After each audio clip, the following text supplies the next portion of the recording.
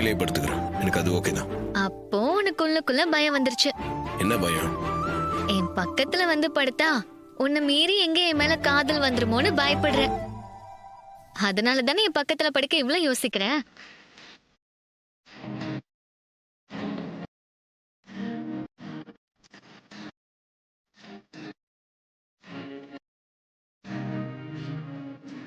நீ மேல படுக்கலனா நான் கீழே வந்து உன் பக்கத்துல படுத்துக்குவேன்.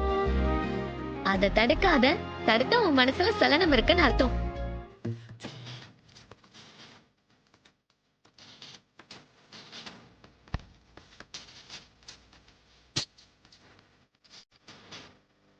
எதுக்கு இப்படி பண்ணிட்டு இருக்க? சரி, நீ கீழே படுத்துக்க.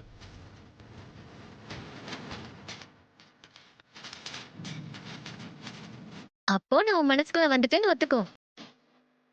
இல்லன்னா ஏன் மேல போய் படுக்கிற? நீ என்ன மடக்கி கேள்வி கேட்டாலும் என்கிட்ட அதுக்கு பதில் இல்லை.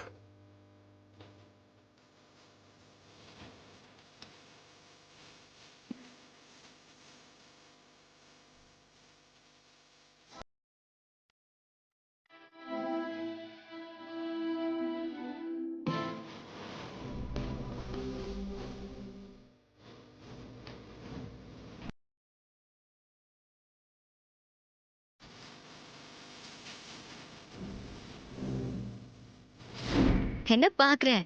இங்க வந்து படுக்கிறியா?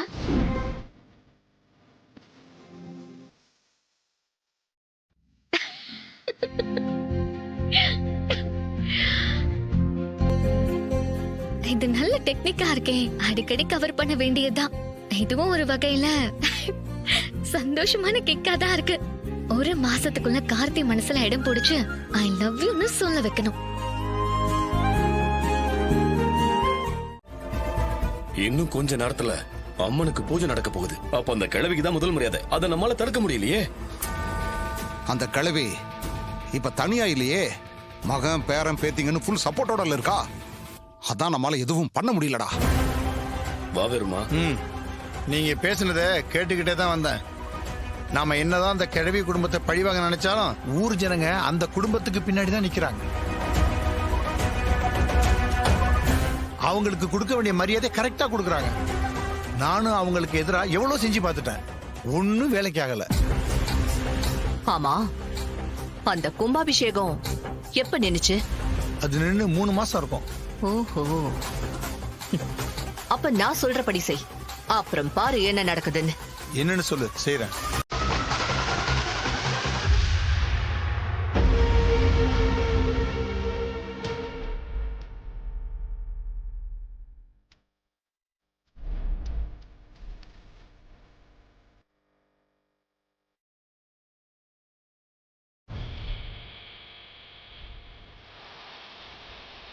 சரி காளியம்மா, நீ சொன்னது சூப்பர் ஐடியா.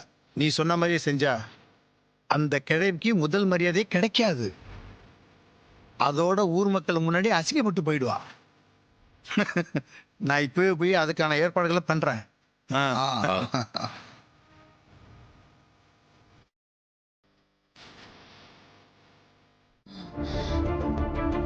என்ன இந்த கிழவி திடீர்னு வேணான்னு சொல்லுது? ஒன்றும் புரியலையே. சித்தப்பா, இதுல ஏதாவது உள்கூத்து இருக்குமோ? அவனே, எனக்கு இது ஆச்சரியமா தான் இருக்கு. கொஞ்சம் பொறு, என்ன நடக்குதுன்னு பார்க்கலாம். என்னம்மா சொல்றீங்க? உங்களுக்கு முதல் மரியாதை வேணாமா? ஆமாங்க ஐயா, எனக்கு இந்த வருஷம் முதல் மரியாதையே வேண்டாம். சாமி சொன்னதுதான் நடக்குது. சாமி வந்த காரியம் முடிஞ்சு போச்சு. ஆத்தா மலையேற போறா. ஆத்தா கூட்டு போகமா. ஓம் சக்தி. ஆத்தா மலையேறிப்ப அப்படி நெல்ல ஆத்தா.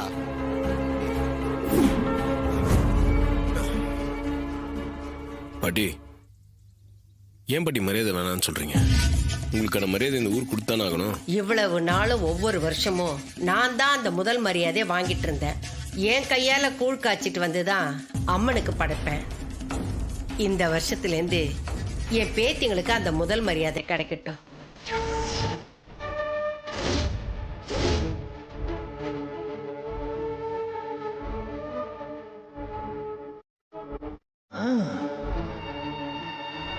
இது நல்ல கதையா இருக்கே.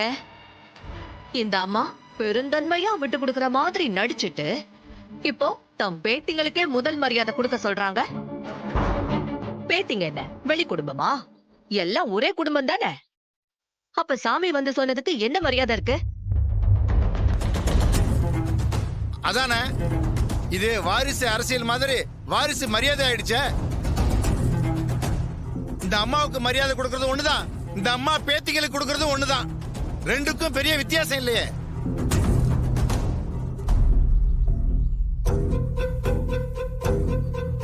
ஆமாங்க, இந்த கிழவியோட பேத்திங்களுக்கு முதல் மரியாதை கொடுக்க கூடாது. ஏன் இந்த ஊர்ல அந்த அம்மா விட்டா முதல் மரியாதை கொடுக்கறதுக்கு வேற ஆளே இல்லையா?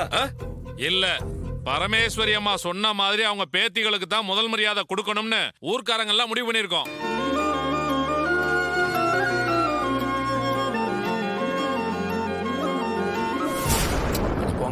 அப்போ சாமி வந்து சொன்னதுக்கு என்ன மரியாதை? அதான் இன்னொரு சாமி வந்து பெரிய ஐயா குடும்பத்துக்கு தான் மரியாதை கொடுக்கணும்னு சொல்லிருச்ச. இந்த ஊரை திருத்தவே முடியாதியா? ஊர்க்காரங்கெல்லாம் என் முடிவை ஏத்துக்கிட்டது ரொம்ப சந்தோஷம். நன்றி. இனிமே ஒவ்வொரு வருஷமும் என் பேத்திங்க தான் அவங்க கையால கூழ் செஞ்சு எடுத்துட்டு வந்து அம்மனுக்கு படைப்பாங்க. அவங்களுக்கு தான் இந்த முதல் மரியாதையும் செய்யணும். அவங்களுக்கு தான் இந்த முதல் மரியாதை போய் சேரணும். சரிங்கம்மா, நீங்க சொன்ன மாதிரியே